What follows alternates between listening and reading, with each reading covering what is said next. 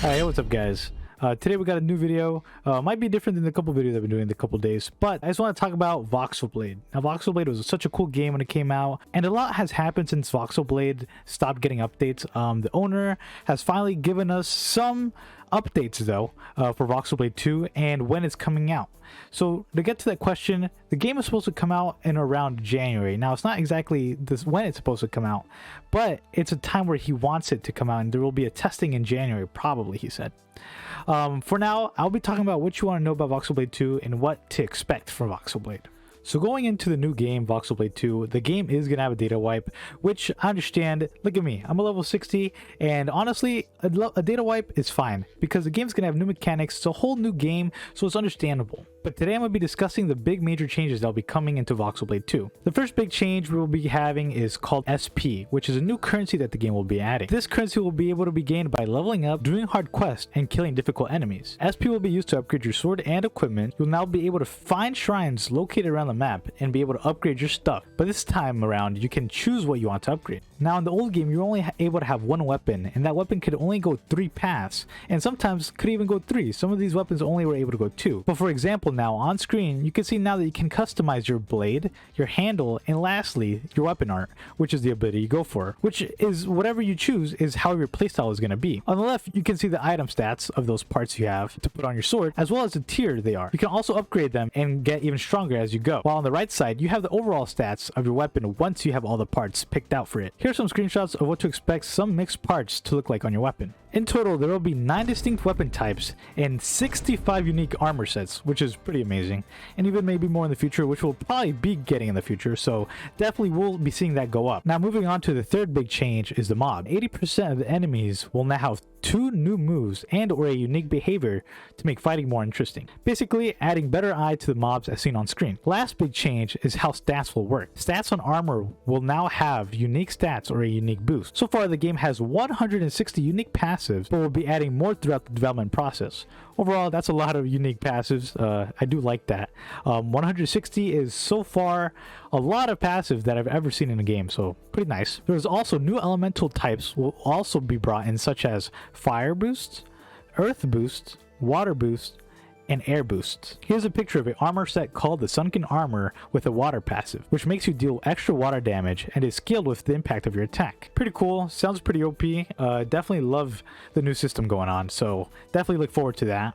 It also said that it's worth mentioning that there will be main quest and guild quest in the new game. Quests will now sometimes have different endings, some that will provide items and even unlock you some sword parts, as well as having better boss wandering systems. Resting and setting spawn points will now be different, so if you rest in another location, it will not force you to become your new spawn location, which was pretty annoying in the old game, but pretty cool that they're doing that, so that's pretty nice. I can just rest whenever and not worry about my spawn being set at a tundra or something where it's pretty scary to be at. He's also adding new animations and as well as new zones to explore, which as we can see from these pictures look pretty cool.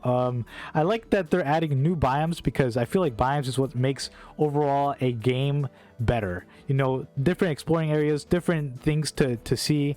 Pretty cool, and he could definitely work with the temperature system using these biomes, so pretty cool. Alright, moving on to races. Races will have some different attributes in the new game than in the old game, but here are some photos in the screen right now of their description, but I'm going to be only reading out the passive in this video. Starting off with human race. The human race will have 15% damage reduction and 15% damage boost when below 25% HP, which could help you out in a dire need of, like, you know, you're about to die, so that's pretty cool. Second race we have is half orcs. Gain an additional 0.05 physical damage type to your weapon, which I'm assuming this will just make your weapon a little stronger in the physical damage, so pretty cool. I know he did go in depth about half orcs in a Q&A he had, so go check that out on the Discord. I'll be putting that in the description. But next up we have our third race, which is elves. Gain 25% rune cooldown reduction. So if you played the old game, basically runes gave you a certain power for a certain amount of time, and this will cut that time which you can use it again, so it could be pretty OP, especially since when I used runes, I used a defense rune which made me pretty tanky, so it was pretty OP. The fourth race we have is dark elves. There's a small chance to apply a random debuff to the opponent when hitting them. In my opinion, not sure what to say for this race. We'll just have to see what debuffs it gives and how strong those debuffs are. But overall, pretty cool. Next up, we have the 5th race, which is called Dragon Blooded. Now, it's a pretty cool sounding race. It gains +1 warding and +1 protection stat, and it gains heat/cold resistance. Now, in my opinion, this race could be great. Since things like Tundra in the old game or the desert, where it was very hard to go in there without the perfect gear which would protect you from those weathers, would be pretty like hard to go through. So it's pretty cool that this race has all that, and it's kind of broken when I think about it, because you don't really need some of the armors that you needed in order to go through certain places. So overall, pretty cool. Now the 6th race we got is Orcs. Gain additional 0.02% physical damage type to your weapon and 0.2 tenacity, and each active buff you gain an additional 0.1 tenacity. Good race if tenacity will be meta in games, so we'll just have to wait and see if it is. But overall, tenacity is really good in a lot of games, so it will probably be good in this game. And I can't really remember it in Voxelblade 1, but Voxelblade 2 definitely might be something different, you know? Now the 7th race we got is Arboreans.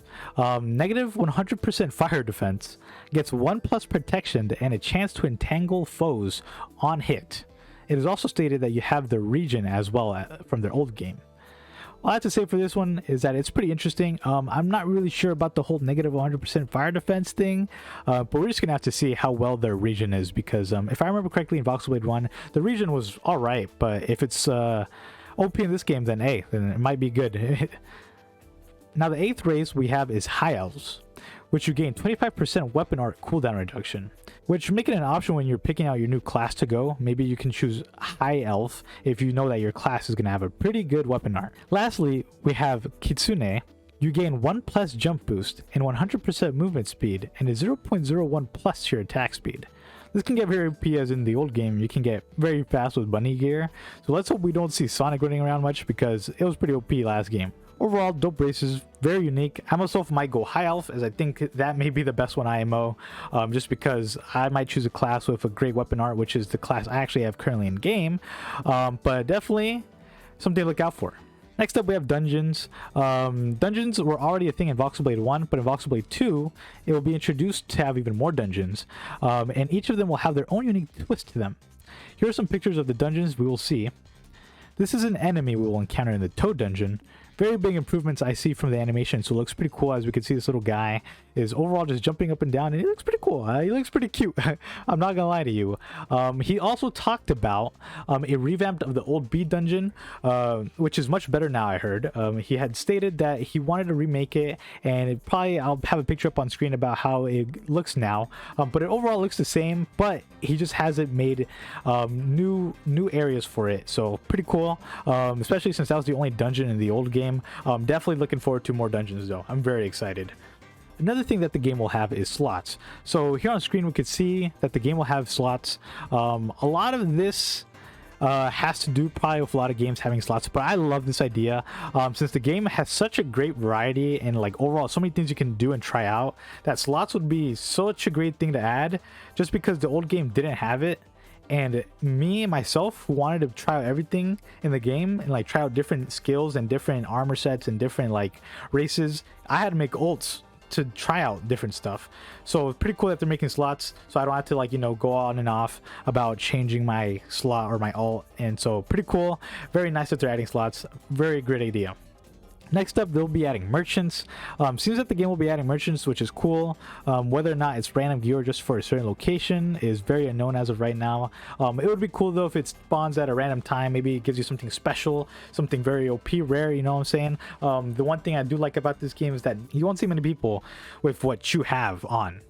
Lastly, we have mounts. So far, we only know of one mount, as we see in the GIF right here. But overall, very dope. I'm really excited to see what they do, since they did say they will have their own attack abilities. So the first game did not have any mounts. And if the second game is going to have mounts, that sounds honestly amazing, just for the fact that games that do have mounts, I think, are pretty cool. And I don't mind having a mount, you know what I'm saying? Hopefully, it's not really big or OP. But honestly, having a mount to ride around everywhere just makes you excited, because that makes you kind of know that the game will have a big map, not a Big Mac. Oh my god. Like in the old game, Voxelblade 1, it did have a big map. You know what I'm saying? And it was over, and like there's a section where you could barely go into, and it didn't have really much to it. It was like on top of waterfall, but it was still pretty cool. You know what I'm saying? So I'm really excited for that. So far, this is basically the main things you want to know about Voxelblade 2. And so far, this is what he's basically said. I'll be putting the Discord in the description to Voxelblade 2. He did say that he might not be calling it Voxelblade 2, but he will just be calling it Voxelblade, and calling the old game Voxelblade Classic, which I don't really mind. Very cool though, very excited. If you want to see more stuff though, the Discord will be in the description. He has more screenshots up there. I'm pretty sure I didn't put everything in this video in terms of picture wise, but there are cool pictures over there. Overall, again, I'm very excited for this game. If I could have the chance or honor to test that game, I would love to test Voxelblade 2 if he's somehow watching this. But definitely take an eye out on January or for at least Voxelblade 2.